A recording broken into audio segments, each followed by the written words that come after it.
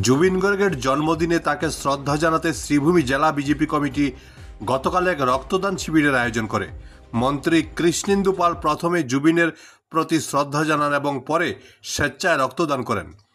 100 জনেরও বেশি মানুষ এই মহৎ কাজে অংশ নেন বলে আয়োজকরা জানিয়েছেন। Bureau report, Barak vision. Zubeen Garg ওনার জন্মদিন 53তম জন্মদিন, আর আজকে উনি আমাদের মধ্যে নেই। 19শে সেপ্টেম্বর সুদূর সিঙ্গাপুরে উনি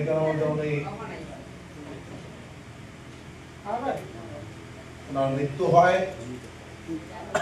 এবং তারপর আমরা সবাই অবগত যে সমগ্র আসামে প্রায় 1 মাস যাবৎ আমাদের সবার মধ্যে এখনো আমাদের সবার মন অনেক ভাঙা, আমরা অনেক আবেগিক যে আমাদের প্রিয় শিল্পী আমাদের মধ্যে নেই। কিন্তু জুবিন গার্গ এই অল্প সময়ের মধ্যে উনি যে কীর্তিমান সৃষ্টি করে গেছে, উনি যুগ যুগ ধরে আমাদের মধ্যে এই গানের মাধ্যমে উনি জীবিত। স্বামী বিবেকানন্দ বলেছিলেন, এই পৃথিবীতে এসে তো কিছু দাগ কেটে যায়।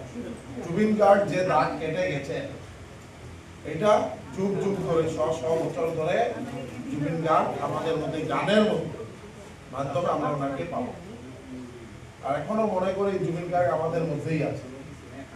আজকে আমাদের রাজ্যিক সভাপতি দিলীপ শইকীয়া মহোদয় এবং আমাদের সবার শ্রদ্ধার মুখ্যমন্ত্রী, সবার প্রিয় মুখ্যমন্ত্রী ডক্টর হিমন্ত বিশ্ব শর্মা মহাশয় আগ্রহ করেছেন এই 53তম জন্মদিন আমরা সমগ্র আসামের প্রত্যেক নাগরিকরা আমরা রক্তদান করব। রক্তদান মানে জীবনদান।